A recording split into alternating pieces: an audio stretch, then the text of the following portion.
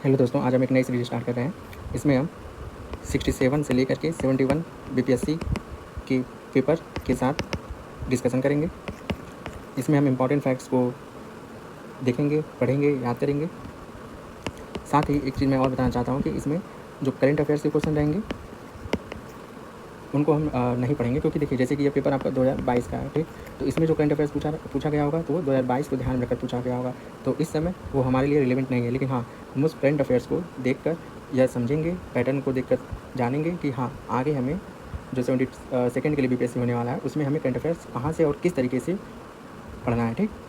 और साथ ही मैं आपको ये बता देता हूँ कि मैथ और रीजनिंग, इनसे जो भी क्वेश्चन आएंगे उनको हम एक साथ, ये जब सब कंप्लीट हो जाएगा पेपर, तो हम एक साथ उन्हें देखेंगे, ठीक।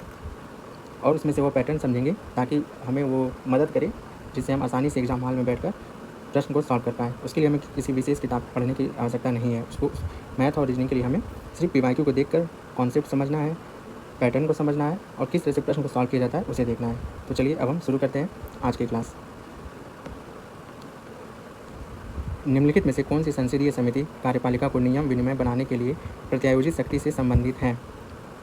तो अधीनस्थ विधान पर समिति। अब देखिए, अब अगर इसको आप देखेंगे तो आपको लगेगा कि यह कैसे क्वेश्चन पूछ लिया, ये तो एक रैंडम है। पर आपको ये भी ध्यान रखना है, लॉजिकल सोचना है कि 150 प्रश्न में से 10 प्रश्न ऐसे रहेंगे जो आपके रेगुलर स्टडी में शामिल ना हो, ठीक।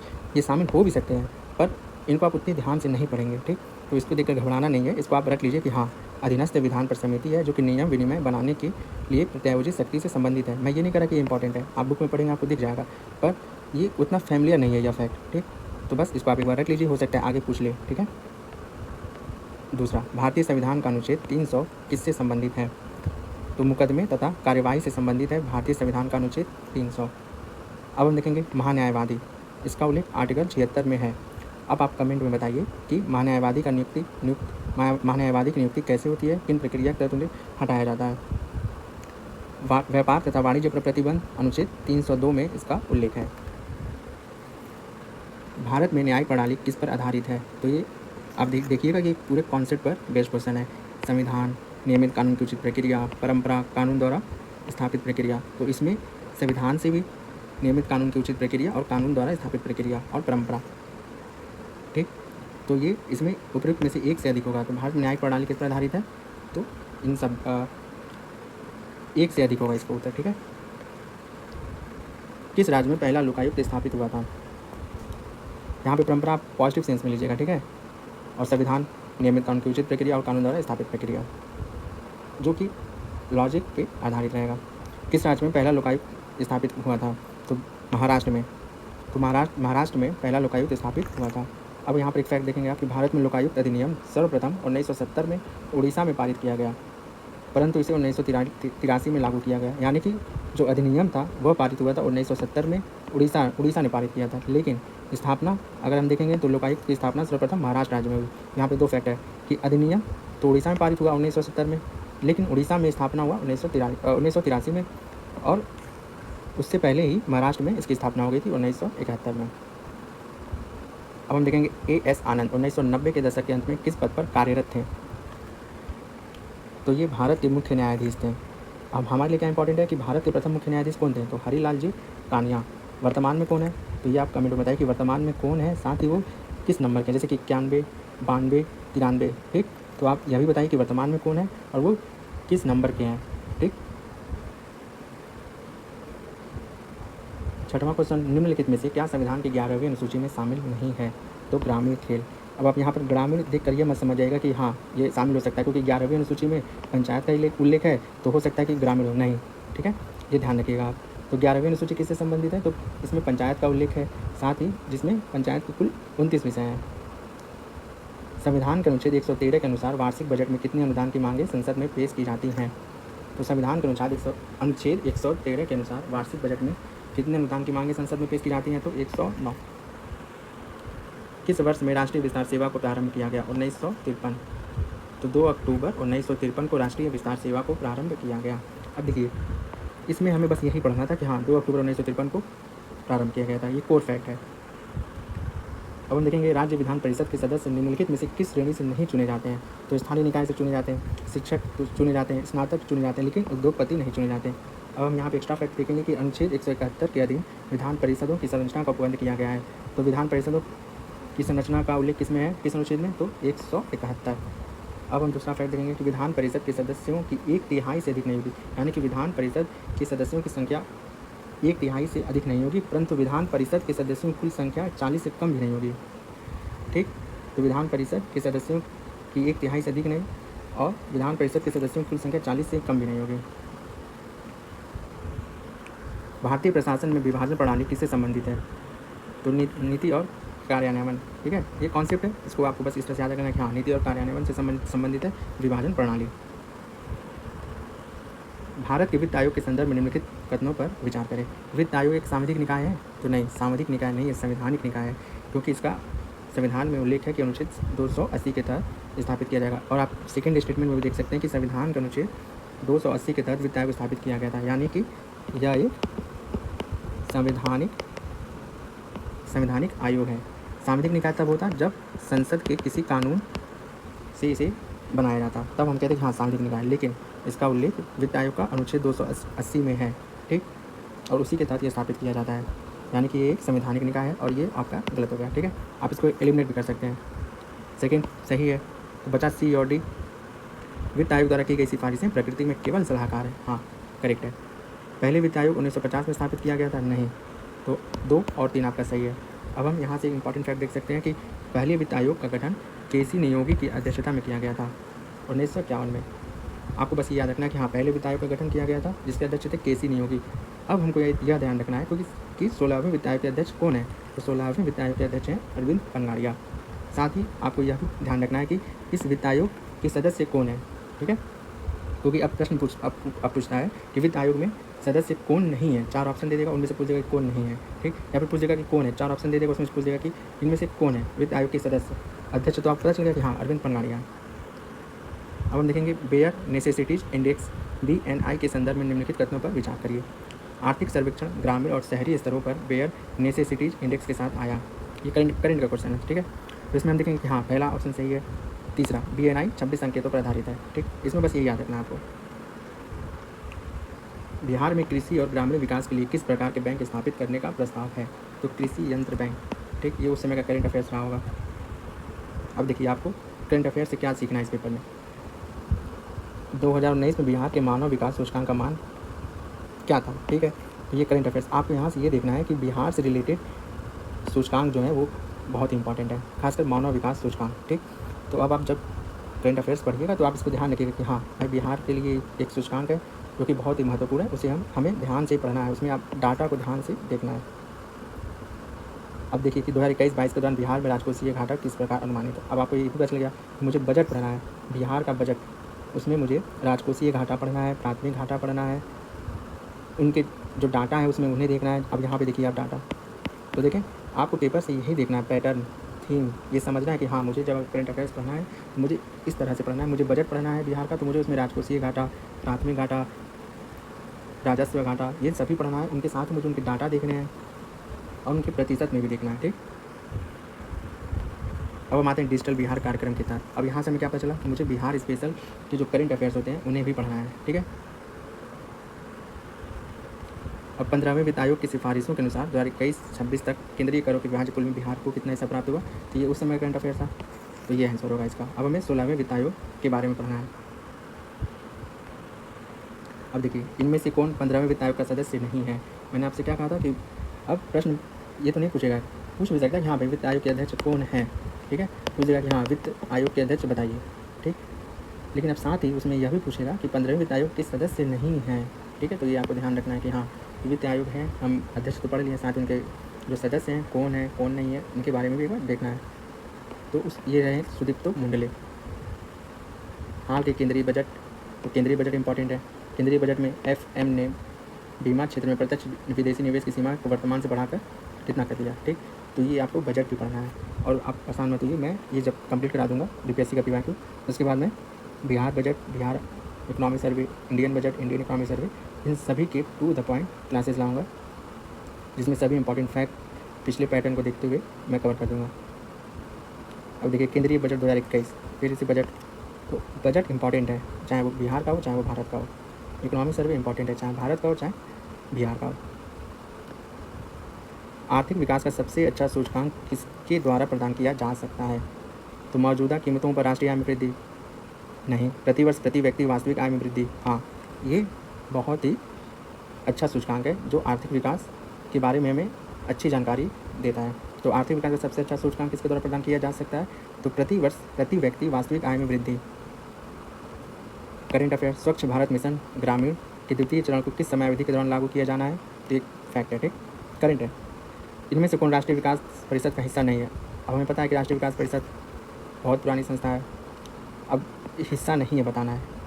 तो नीति आयोग के सचिव, तो नहीं भाई, नीति आयोग के सचिव नहीं होंगे इसमें।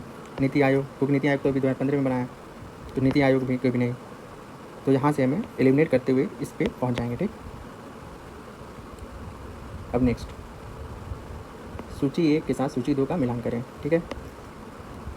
सरकारी आयोग, आप PYQ देखेंगे तो आपको PYQ में दिख जाएगा कि हाँ प्री में किसी भी एग्जाम में UPSC, UPPCS, BPSC सरकारी आयोग का उल्लेख तो रहता ही रहता है। और ये PT के साथ मेंस में भी बहुत ही इम्पोर्टेंट है यह कमेटी। अब हम देखेंगे सरकारी आयोग तो केंद्र राज्य संबंध से रिलेटेड है।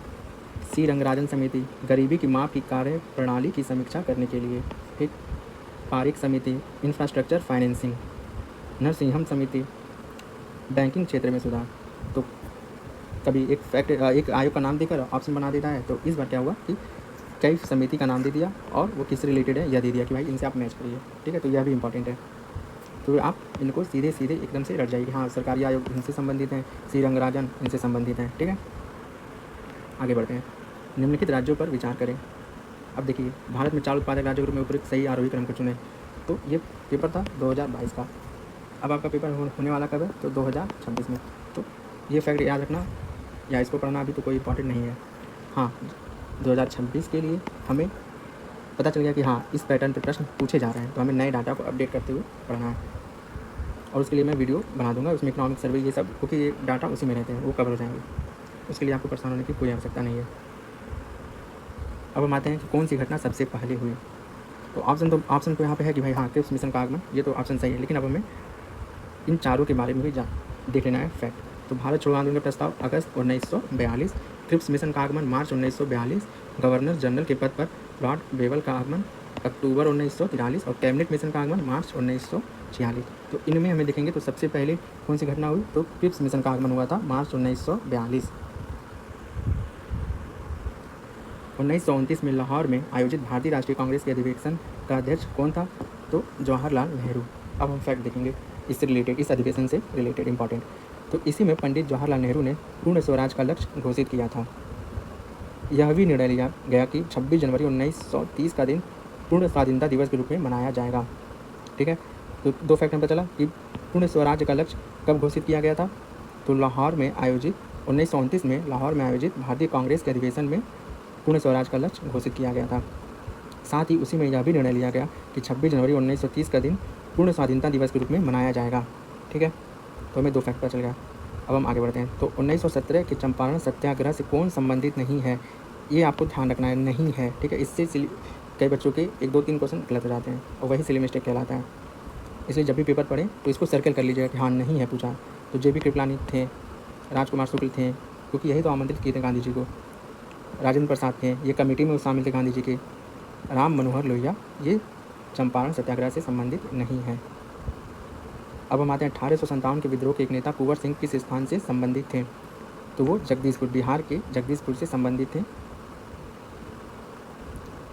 मैंने बिहार स्पेशल से हिस्ट्री, पॉलिटी, इकोनॉमी, ज्योग्राफी, उन सभी क्वेश्चंस को जो कि परीक्षा के लिए इम्पॉर्टेंट है और ख़ासकर वो सभी BPSC PYQ पर ही आधारित हैं, ठीक है। उनका मैंने एक वीडियो बनाया है जो इसी चैनल पर है, उसे आप आराम से देख सकते हैं। वो ज़्यादा लंबा वीडियो भी नहीं है, आप उसको 2-3 बार भी देख लेंगे तो आपको सभी फैक्ट पता चल जाएंगे। चलिए आगे देखते हैं। भारत छोड़ो आंदोलन के दौरान इनमें से कौन हजारीबाग जेल से फरार हुए? तो जयप्रकाश नारायण। ये सभी ये BPSC बिहार स्पेशल के हिस्ट्री के क्वेश्चन हैं, ठीक। भारतीय राष्ट्रीय कांग्रेस के 1922 में आयोजित अधिवेशन के अध्यक्ष कौन थे? तो चित्तरंजन दास। तो चित्तरंजन दास 1922 में आयोजित भारतीय राष्ट्रीय कांग्रेस के अध्यक्ष थे। 1946 में बनी अंतरिम सरकार में राजेंद्र प्रसाद के पास कौन सा विभाग था? तो खाद्य एवं कृषि। तो खाद्य एवं कृषि का विभाग था राजेंद्र प्रसाद के पास, जो कि 1946 बनी अंतरिम सरकार में शामिल थे। अब हम देखेंगे कि अंतरिम सरकार का गठन कब हुआ था, किसके तहत हुआ था। तो कैबिनेट मिशन योजना के आधार पर 24 अगस्त 1946 की घोषणा के तहत 2 सितंबर 1946 को भारत की अंतरिम सरकार का गठन किया गया था। नेक्स्ट प्रश्न पूछ सकता है कि भारत की अंतरिम सरकार का गठन कब हुआ था और किस योजना के आधार पर हुआ था। ऑप्शन दे देगा वेबल, क्रिप्स, कैबिनेट, माउंटबेटन योजना, ये दे देगा। लेकिन उत्तर होगा आपका कैबिनेट मिशन योजना के आधार पर इसका गठन हुआ था। तो कब? तो 2 सितंबर 1946 को। गदर पार्टी की स्थापना कहाँ पर हुई थी?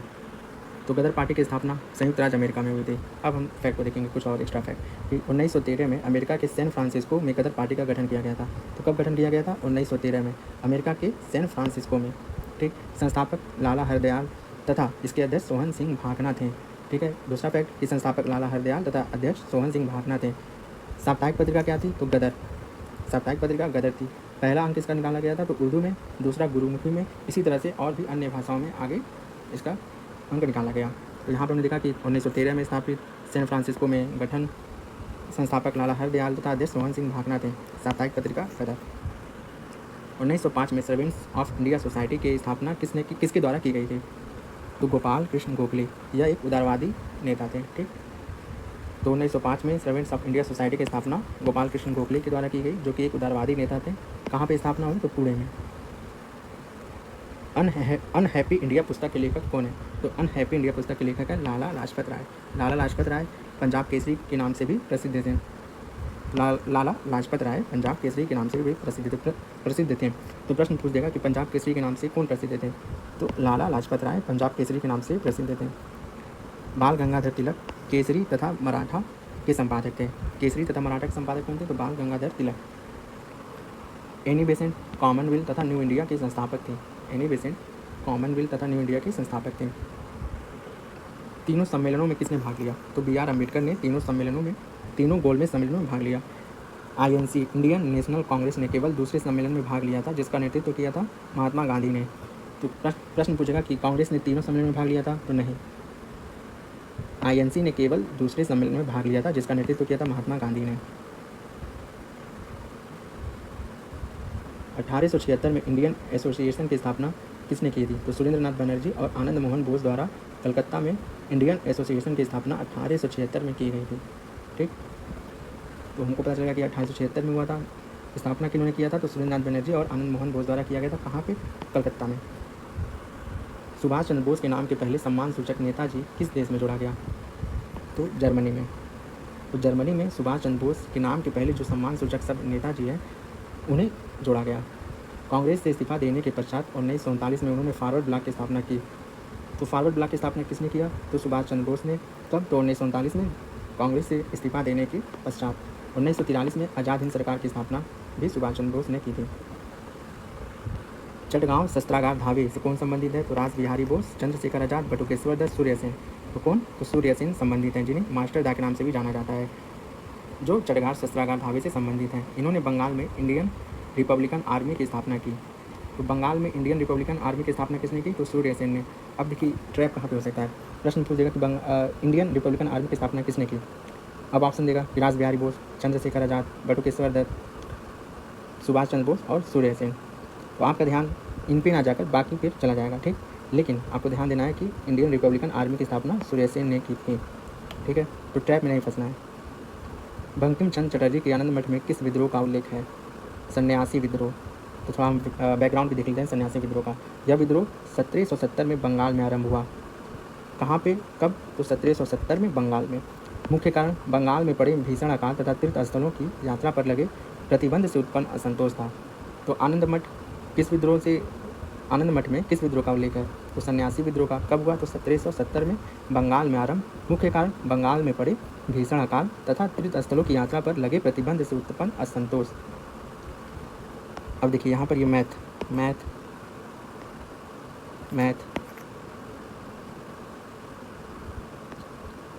रीजनिंग के भी विषय में होंगे।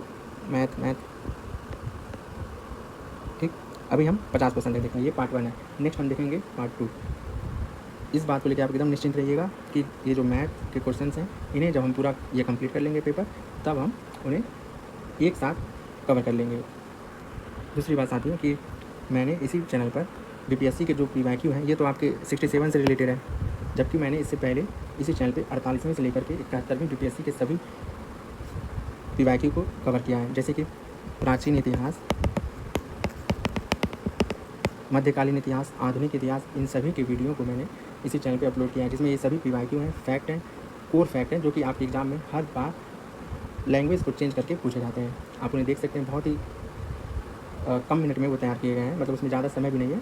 आप उसे आराम से एक बार में देख सकते हैं। ठीक, आप अगर आप उसको 2 से 3 बार भी देख लेंगे तो आपके सही फैक्ट ईज़िली आपको याद हो जाएंगे। और उसमें वहाँ इसी चैनल पर मैंने बिहार करंट अफेयर्स की भी और नेशनल करंट अफेयर्स की भी क्लासेस अपलोड की हैं। बिहार स्पेशल के क्लास को भी मैंने अच्छे से वहाँ पे डिस्कस किया है। आप उसको देख सकते हैं। साथ ही आपको अगर कोई सुझाव हो तो आप प्लीज़ आप कमेंट में बताइएगा, मैं उसको इम्प्लीमेंट करके, सुधार करके और भी बेहतर तरीके से वीडियो लाऊँगा। आप प्लीज़ इस चैनल को सब्सक्राइब कीजिएगा, लाइक कीजिएगा और शेयर कीजिएगा, क्योंकि इस चैनल पे और भी इसी तरह की क्लासेस आती रहेंगी। धन्यवाद।